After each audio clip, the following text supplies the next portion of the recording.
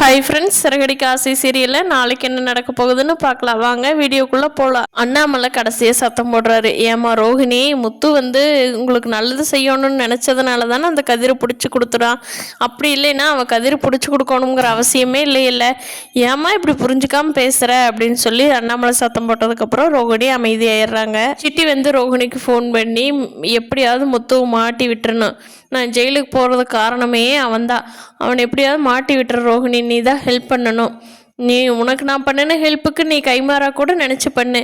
எனக்கு இன்றைக்கி night முத்துவோட car சாவி எடுத்து கொடுத்துரு. அதை கொடுத்தீங்கன்னா நான் முத்துவை நாளைக்கு போலீஸில் மாட்டி விட்டுறேன். நைட்டு நான் ஃபோன் பண்ணுறேன், எனக்கு எடுத்துகிட்டு வா அப்படின்னு சொல்கிறப்ப ரோஹிணி சரி ஓகே அப்படின்னு சொல்லிடுறாங்க.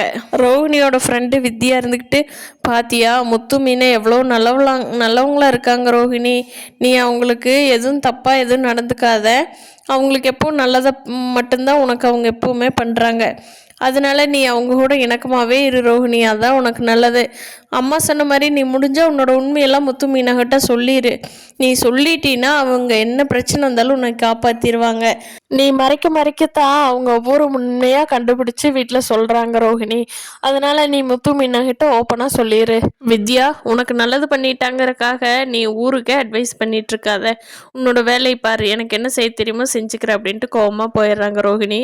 முத்து எப்போ வருவாருன்னு சொல்லி ரோஹிணி வெயிட் பண்ணிட்டு இருக்காங்க.